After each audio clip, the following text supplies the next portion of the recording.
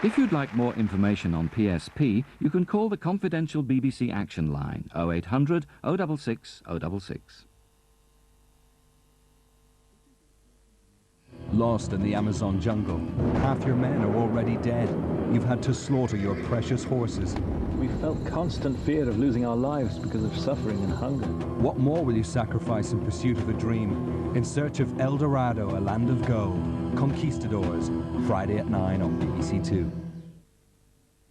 A killer is on the loose. His method is clinical, but his luck has just run out.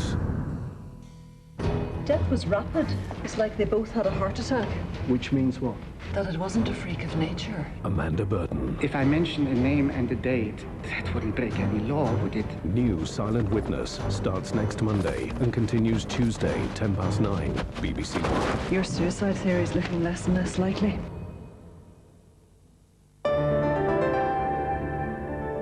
This is BBC One, and our late film is on the way in a few minutes, the futuristic thriller Doomsday Man, after the weather, with Helen Young.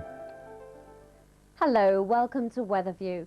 Well, while we need our umbrellas in the United Kingdom, they've also needed them in the far northwest of Australia. You can see there's a massive cloud not far from Darwin. It's been pretty persistent during the last couple of days, and it now looks as though it could be forming a new storm. We've seen 114 millimetres of rain falling in 36 hours going into Monday evening, and that was over 150% of the monthly average rainfall. If you take a look here, you can see that the winds really show quite a circulation. That could be a potential new storm then. It looks as though it intensifies and then works its way inland during the weekend and then eventually dying down. So it does look as though we could see the first perhaps tropical storm of the season in this part of Australia. It's 160 miles north of Kalambura at the moment, but it could well give some flooding in the North Kimberley region.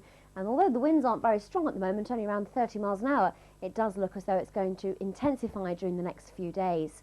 At the other end of Australia, in Melbourne, well, here the heat continues, 34 degrees there on Monday. Not quite at the record temperature, but certainly well and truly above average. For the next few days, it's going to stay dry, sunny and hot on the whole in the south, but up to the north, obviously, we will be watching that tropical storm beginning to develop.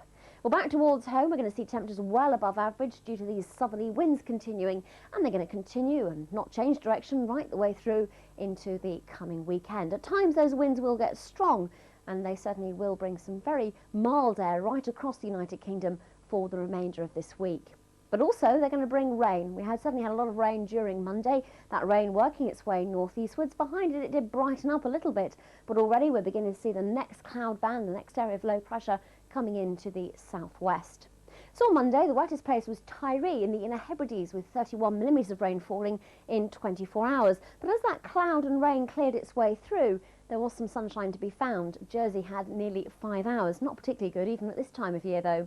And the highest temperature was in the southwest, 14 degrees. That's the mid-50s Fahrenheit, well and truly above average. Well, overnight tonight then, the low pressure is beginning to push its way in, and that means the rain will spill into western areas by the end of the night. And with it, we're going to find some gale force winds developing too. On the eastern side, well, here it should remain a little bit clearer, but I don't think it'll be a cold night anywhere. Temperatures really only getting down to around 6 to 8 degrees. The strongest winds will be up through the Irish Sea, up to 70 miles an hour here, and along the south coast around 60 miles an hour. But inland and further north, well, those winds won't be anywhere near as strong. As we head through into Tuesday, you can see the weather front is right across the United Kingdom. That means a spell of very wet weather, particularly for England and Wales. We could see up to 25 millimetres falling, and that could lead to some further localised flooding. We're also going to see some strong winds, so the seas will be rough, particularly through the English Channel and the Irish Sea. So if you are travelling, do check before you leave. Bye for now. Hello. Hello. Hello. Good evening. Good evening. Good evening. Hello. And welcome. And welcome. And welcome. Hello. You're welcome. Hello, good evening and welcome. There is only one David Frost, there is only one Frost Night. Hello, good evening and welcome. Did that sound right? That sounded fantastic. And to celebrate 40 years with Frost, I get the chance to interview him for a change. Ross meets Frost, amongst other things, Saturday at 8:10 on BBC Two. Tuesday night on BBC One. And at 8:25, there's a battle of nerves with Anne Robinson. Let's play the weakest link. Then at 9:05, it's the last of the Sins. My best friend's died. I'm mourning him. This isn't mourning. It's to do with you. And after the Sins, join us for the BBC 10 o'clock news. That's Tuesday night on BBC One. Relative danger on BBC One now, and the world's at threat unless someone close can stop Doomsday Man.